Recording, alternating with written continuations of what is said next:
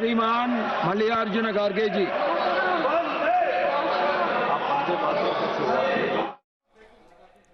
वंदे मातरम पर चर्चा के लिए आपको बताएं, कई सांसद वंदे मातरम का सम्मान नहीं करते। अमित शाह ने अपने संबोधन में कहा, वंदे मातरम के गायन के दौरान बाहर चले जाते हैं। ये उसका अपमान नहीं तो और क्या है। बीजेपी का हर सदस्य वंदे मातरम का सम्मान करता है। तुष्टीकरण के लिए देश दो टुकड़ों में बटा। नेहरू ने वंदे मातरम के टुकड़े किए, ये बड़ा आरोप गृह मंत्री अमित शाह की तरफ से लगाया गया।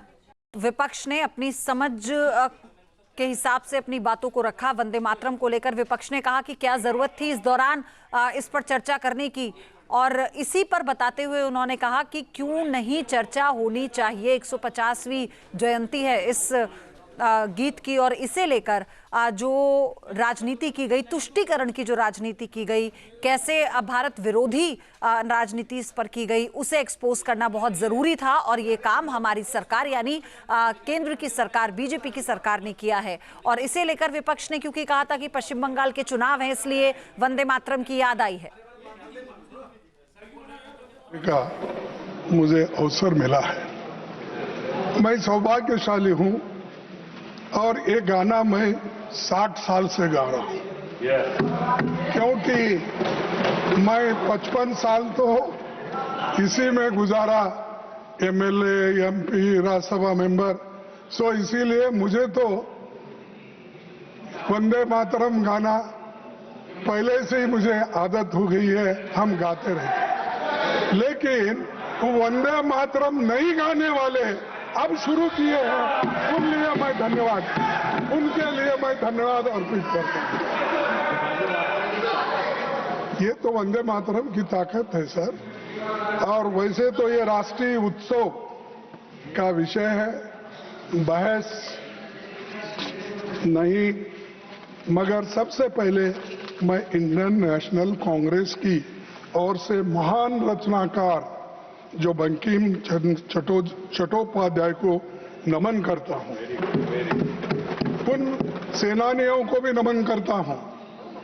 वंदे मातरम का नारा लगाते हुए आजादी के आंदोलन में जिनको बलिदान दिए उनको भी मैं नमन करता हूं।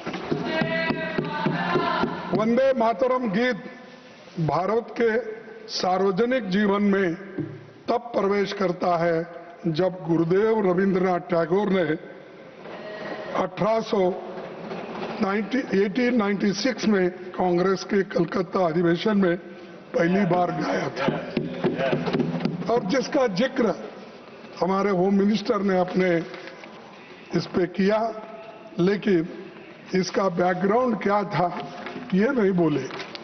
जो चीज उनको अच्छी लगती है और कांग्रेस को टोकने के लिए, हमारे लीडरों का अपमान करने के लिए जो बोलना है वही कट पेस्ट करके बोलते हैं, दूसरा नहीं बोलते। ये आदत है, लेकिन क्या कर सकते सर, चंद लोगों की वो आदत से मजबूर होते हैं, वही बात बार बार करते हैं। सर, इस तरह वंदे मातरम को आजादी का नारा बनाने का काम कांग्रेस पार्टी ने किया। कांग्रेस ने अपने अधिवेशनों और कार्यक्रम में वंदे मातरम के नियमित गायन की परंपरा शुरू कर दी। क्या आप लोगों ने अपने पार्टी का कार्यक्रम शुरू होता, या आपने पहले कर दिए थे? करते थे। अरे आप तो हर चीज के खिलाफ करते हो, फिर भी आपको मैं बार बार टोकना नहीं चाहता, लेकिन आपको मालूम होना चाहिए, आपका इतिहास ये है कि आप हमेशा देशभक्ति के गाने को, आजादी को और आजादी के लड़ाई के खिलाफ आप थे, कभी भी आप उसके फेवर में नहीं। सर, महात्मा गांधी ने जब 1921 में असहयोग आंदोलन, नॉन कोऑपरेशन मूवमेंट छेड़ा, तो लाखों कांग्रेसी स्वतंत्रता सेनानी भारत माता की जय, महात्मा गांधी की जय और वंदे मातरम का नारा लगाते हुए जेल जा रहे थे। आप क्या कर रहे थे? ब्रिटिशों के पास नौकरी कर रहे थे, निकाल के देखो। अरे और आप हमको देशभक्ति सिखाते हो, हमको पैट्रियोटिज्म सिखाते हो। अरे पहले तो आप पैट्रियोटिज्म के नाम से डरते थे और सिर्फ सेवा करना ब्रिटिशरों का जानते थे। इसीलिए अरे माफीनामा पिलाता हूं भाई बाद में, वो तो उनके गुरु का है। सभापति जी, मैं कहना चाहूंगा कि पीएम मोदी जवाहरलाल नेहरू जी का अपमान करने का कोई मौका नहीं छोड़ते और वैसा ही होम मिनिस्टर नहीं छोड़ते, क्योंकि उनके पीछे पीछे है ना, वो आगे आगे इन्हों पीछे पीछे। तो ये नेचुरली ये हमेशा कि इसीलिए वो हमेशा कांग्रेस का गिला करते हैं और हमारे पार्टी के बारे में, नेताओं के बारे में, यहाँ तक कि हर कांग्रेस के लीडर का अपमान करने का मौका नहीं छोड़ते। लेकिन मैंने प्रधानमंत्री का भाषण सुना और उन्होंने नेहरू जी पर आरोप लगाया और कहा कि 1937 में नेहरू जी के नेतृत्व में कांग्रेस पार्टी ने मूल वंदे मातरम गीत से महत्वपूर्ण पद हटा दिए थे। अभी जिसका जिक्र उन्होंने किया, यहां तक भी किया कि मुसलमानों का नाम लेके उनको डर के वो हटा दिए, ये भी कहा उन्होंने।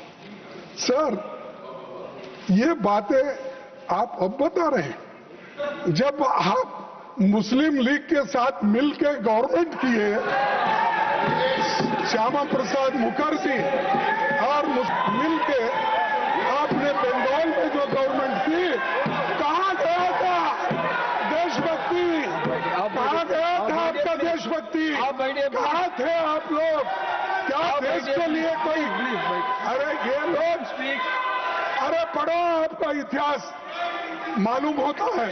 सर, प्रधानमंत्री जी ने सुभाष चंद्र बोस को नेहरू जी की चिट्ठी का, सर प्रधानमंत्री जी ने सुभाष चंद्र बोस को नेहरू जी की चिट्ठी का भी जिक्र किया। हमेशा की तरह उन्होंने फिर से सदन को गुमराह किया। प्रधानमंत्री के आरोप तथ्य से परे हैं और लोगों को भ्रमित करने वाली है। सर, सच्चाई ये है 16 अक्टूबर 1937 को नेताजी सुभाष चंद्र बोस ने गुरुदेव रविंद्रनाथ टैगोर को पत्र लिखा और उनसे पूछा कि कांग्रेस को वंदे मातरम के प्रति क्या रुख अपनाना है। ये किसने लिखा? नेताजी सुभाष चंद्र बोस। उनके बारे में भी डाउट है आपको? इसके अगले दिन 17 अक्टूबर को नेताजी ने नेहरू जी को पत्र लिखा और सुझाव दिया कि नेहरू जी को इस विषय पर गुरुदेव से व्यक्तिगत रूप से मिलना चाहिए। ये सुभाष चंद्र बोस के वाक्य है।